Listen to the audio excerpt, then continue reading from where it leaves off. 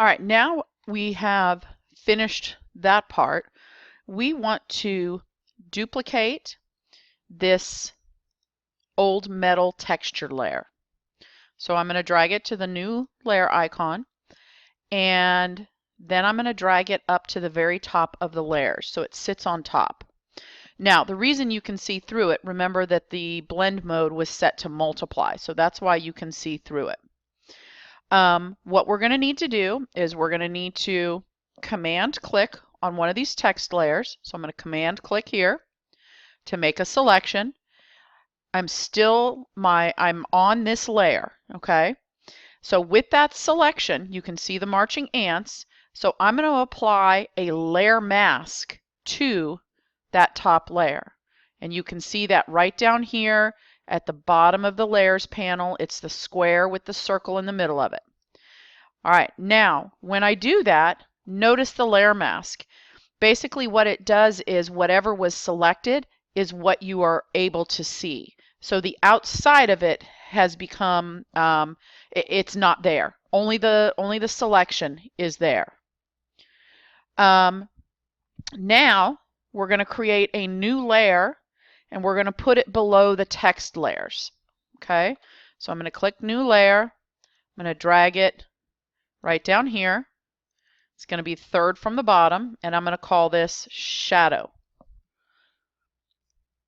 I'm going to go ahead and set the shadow layers blend mode to multiply, and I'm going to change the opacity to 70%. And what I want to do is I want to use a brush, soft round, 40 pixels. I'm going to set the hardness at 1%. I actually needed to go to my brush panel to change the spacing to 1% as well. And while I'm on that layer, I am simply going to use that same foreground color, and I am going to brush just some little soft edges below the letters that would make it look like a shadow. Okay, now don't be alarmed. Right now it doesn't look like a shadow. Okay, but we're going to work on it. Okay, now we already have the blend mode to multiply and the opacity is 70%. We may have to turn the opacity down a little bit more, but we'll worry about that later. We are going to go to Filter, Blur, Gaussian Blur, and notice that I have a preview. So as I increase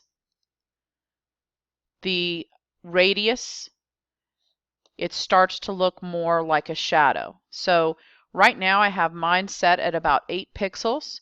You have to determine if that's best for yours, but that's where I'm going to leave mine, and I'm going to click OK. All right, we have 2 more steps to do. Let's go back up to the texture layer, and we are going to add 2 different fill or adjustment layers. The first one is going to be color balance. Now, with our color balance, if you look up here at the top, you'll see the tone. We want to set our highlights first. So I want these colors to be 1, 30, and 40. Oops, I missed putting 1 here. Now, just so you know, if you hit the tab key, that will take you between all of those numbers, okay? And what we're trying to achieve here is giving it a more vintage look. Next, we'll go back to the tone and go to midtones, and we will set our midtones at 19, and then -5 and 26. Okay? Then we're going to create a new fill or adjustment layer. Go back to the texture layer. And this one is going to be a photo filter. Okay? And the photo filter is what we want it to do is that we want it to give a warmth to the final effect. And you may want to play with these a little bit to see what works best. We're not cooling. Red, orange, yellow. I think the orange is probably going to work the best. Let me see what's... Oh, no, maybe the sepia. Let me see. Orange or sepia. One of those two is going to work the best. I'll let you pick on yours. And if the text looks too dark, we can reduce the opacity on this texture layer.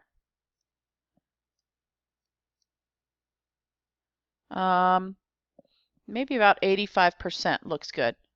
Okay, so that's it. Now you have a set of text or another set of tools that you can apply to give text a look of old, worn out metal on a background where the whole thing now looks vintage. So make sure that you Command S to save. Hopefully you are saving as you go. Again, it's period number, last name, old metal. Remember that you have a Photoshop folder in your school's folder. Save it first as a Photoshop file.